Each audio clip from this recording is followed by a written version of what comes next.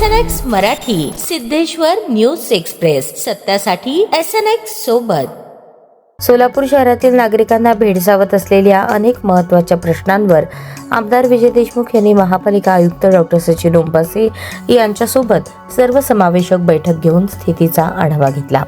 सोलापूर शहरातील सुरू असलेली 2 उड्डाणपुलांची कामे अत्यंत संथ गतीने सुरू असल्याबद्दल आमदार विजय देशमुख यांनी नाराजी व्यक्त केली.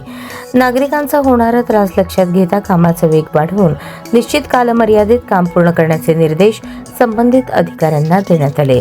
सोलापूर शहरातील मुख्य चौकांवर 10 ते 15 लहान मुले भीक मागताना दिसत असून ही मुले नेमकी कुठून येतात आणि कोण त्यांना भीक मागण्यास प्रवृत्त करते याची सखोल चौकशी करून तात्काळ कारवाई करावी अशी मागणी आमदार विजय देशमुख यांनी महापालिका आयुक्तांकडे केली.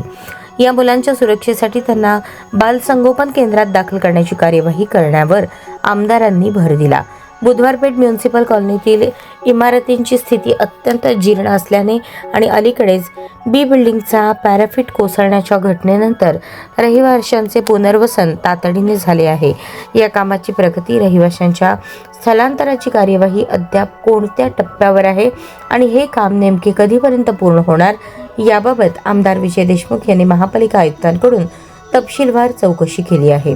हुतात्मा बागेतील मुलांची खेळणी व विरंगुळा सुविधा काढण्यात आल्याने नागरिकांमध्ये निर्माण झालेल्या नाराजीची गंभीर दखल घेत सर्व सुविधा तातडीने पूर्ववत करण्याचे स्पष्ट निर्देश आमदारांनी दिले.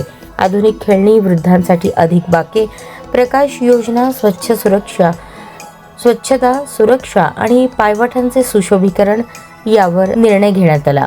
तसेच रविवार पेठेतील 256 गाळा वसाहतींच्या पुनर्वसनाबाबत 17 एप्रिल रोजी झालेल्या पाहणीसह तातडीच्या गृहबांधणीची प्रगती कुठपर्यंत आली आहे याबाबत आमदारांनी आयुक्तांकडून सविस्तर माहिती मागवली व आवास योजनेअंतर्गत नवीन घरे त्वरित उभारण्याचा पुनरुच्चार केला.